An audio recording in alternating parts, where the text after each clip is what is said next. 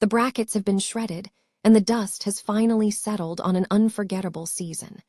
We are kicking things off by looking back at the 2026 Middle-earth March Madness, brought to you by the One Ring. It was an epic clash of collectibles that saw hundreds of fans vote for everything from Lego sets to Weta environments. Looking for a fast-charging, ultra-responsive stylus for your iPad? Meet the 2X Fast Charge Active Stylus Pen, designed for 2018 to 2025 Apple iPads. Take your creativity and productivity to the next level. Click the link in the video description to shop now on Amazon. It turned into a true David and Goliath showdown between the legendary extended edition DVDs of Peter Jackson's Lord of the Rings trilogy and the stunning handmade, stained glass creations from the artist Geek Orthodox. After a massive turnout and thousands of votes, it was the stained glass that ultimately took the crown with 56% of the final vote. If you want to dive deeper into these collectibles or suggest themes for next year, check the Discord and get ready for the next round. The transfer portal is burning up as Wisconsin guard John Blackwell narrows down his list of suitors. While powerhouses like Illinois, UCLA, and Louisville have been in the hunt, Duke has emerged as the clear frontrunner after Blackwell's visit to Durham this week. With elite insiders like Joe Tipton, John Watson, and Chad Likens logging predictions for the Blue Devils, it looks like a major roster shift is imminent for head coach John Scheyer. This massive acquisition could be the missing piece for Duke as they look to return to the Final Four. Meanwhile, the Michigan Wolverines are still celebrating their own historic 2026 NCAA championship victory after an intense defensive battle against UConn in Indianapolis. We are covering every angle of these roster moves and tournament stories, so make sure you hit that like button, subscribe to the channel, and ring the bell so you never miss an update. Can you believe it's already been a week since the chaos of Middle-earth March Madness 2026 wrapped up? If you were part of the voting frenzy, thank you for diving into the madness with us. This year, we decided to pivot to something a little different: Clash of the Collectibles. Our volunteer staffers pulled their personal favorites from the shelves, whittling down a massive list until we had a rock-solid bracket of 64 items ready for battle. Over the next 3 weeks and 6 rounds, thousands of you made your voices heard, and frankly, I was shocked to see some heavy hitters fall. We're talking about those iconic Lego sets and Weta environments that everyone assumed were guaranteed to go all the way. They were unceremoniously knocked out early. That's the beauty of this tournament. It never goes exactly how you expect, but the real drama hit when we reached our final two, a true David versus Goliath showdown. On one side, we had the massive commercial titan, the extended edition Lord of the Rings trilogy box sets, complete with those legendary statues. On the other, we had a brilliant independent artist, Geek Orthodox, known for their stunning handmade designs.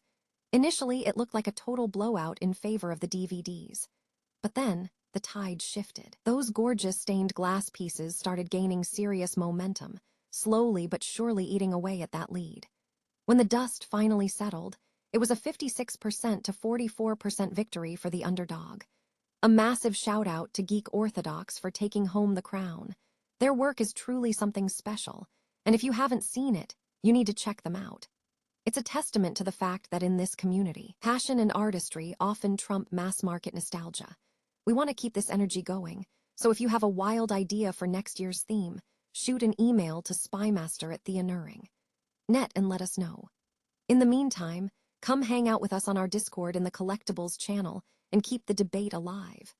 We'll see you back here next year for another round, but until then, what's the one piece in your own collection you'd never trade for anything? The college basketball landscape is shifting beneath our feet, and the race for Wisconsin standout John Blackwell is finally hitting the home stretch. For the past 2 weeks, the rumor mill has been spinning at full speed, but after a frantic period of off-season roster shuffling, the fog is finally lifting. We've seen the heavy hitters like UCLA and Louisville circling, but the real story is how the dominoes have fallen at Illinois. With the Alini retaining their core from that Final Four run, the lane has cleared, and Duke has officially surged to the front of the pack. Blackwell just touched down in Durham this past Monday, and if the buzz holds true, we could be looking at a commitment any second now. When you look at the production, it is easy to see why. Averaging over 19 points a game on nearly 40% shooting from deep, Blackwell is the kind of elite, polished scorer that can turn a tournament team into a title contender. Now, Coach Shayer is playing a high-stakes game of musical chairs. While we know Caden Boozer and Patrick Ngongba are staying put, the looming departures of Cameron Boozer and Isaiah Evans to the pros, plus the portal movement of guys like Nick Kamenia, leaves some serious question marks. If Blackwell signs, the ripple effect on the roster is massive. Does this force Caleb Foster to look for a new home with the arrival of five-star freshman Daron Rippey Jr.? That backcourt is getting crowded fast, and with the portal deadline looming on Tuesday, the pressure is on.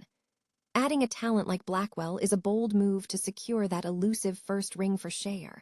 But at this level, roster management is just as important as the talent on the floor. Smash that subscribe button if you think Blackwell is the missing piece for Duke to win it all, and tell me in the comments. Do you think the Blue Devils are overcrowding their backcourt or simply stacking up for a championship run? In college basketball, the best teams don't just recruit, they evolve, and this might just be the move that defines Duke's season. Imagine running a marathon where you sprint the first 20 miles, only to realize the final 6 are a brutal uphill climb. That was exactly the 2026 NCAA tournament for the Michigan Wolverines. In Indianapolis, we witnessed a championship game that felt like a complete reality check compared to the high-scoring, wide-open chaos we saw earlier in the bracket. Michigan ultimately took down UConn 69-63, grabbing their first national title since 1989. But here is the fascinating part. This wasn't the same Michigan team that had been dropping 95 points on opponents just a week prior. This was a team that learned to grind.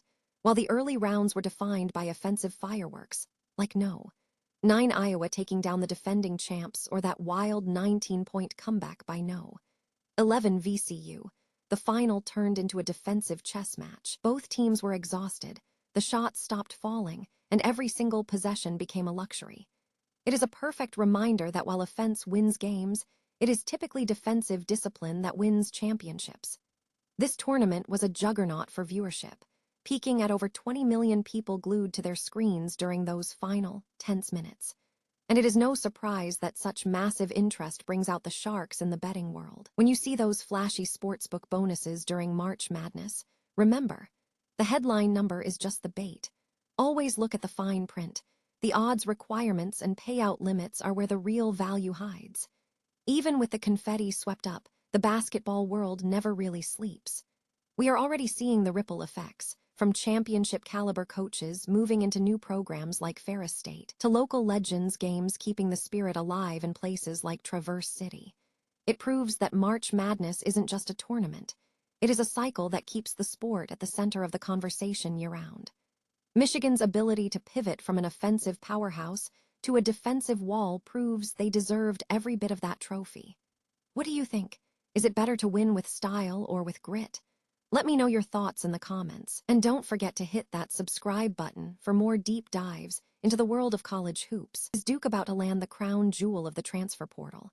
If the latest tea leaves from college basketball's biggest insiders are any indication, the answer is a resounding yes. Wisconsin star John Blackwell just wrapped up an official visit to Durham, and almost immediately, the industry experts, including On3 Joe Tipton and the heavy hitters at 247 Sports, all dropped crystal ball predictions pointing straight to the Blue Devils. This isn't just a rumor, it's a massive signal. Blackwell is ranked as the number 3 player in the entire portal and the top shooting guard available, and his numbers last year were elite, over 19 points a game while logging heavy minutes for the Badgers. If he brings that level of production to Cameron Indoor Stadium, it could be exactly the firepower Duke needs to push past the Elite 8 and finally chase down another national title. Now, Wisconsin fans might find it tough to watch him swap the Badger red for Duke blue, but at least he's staying out of the Big Ten. Meanwhile, Wisconsin is looking to reload with new arrivals like Ian Elmer, as Greg Gard attempts to steer the Badgers back into the tournament spotlight.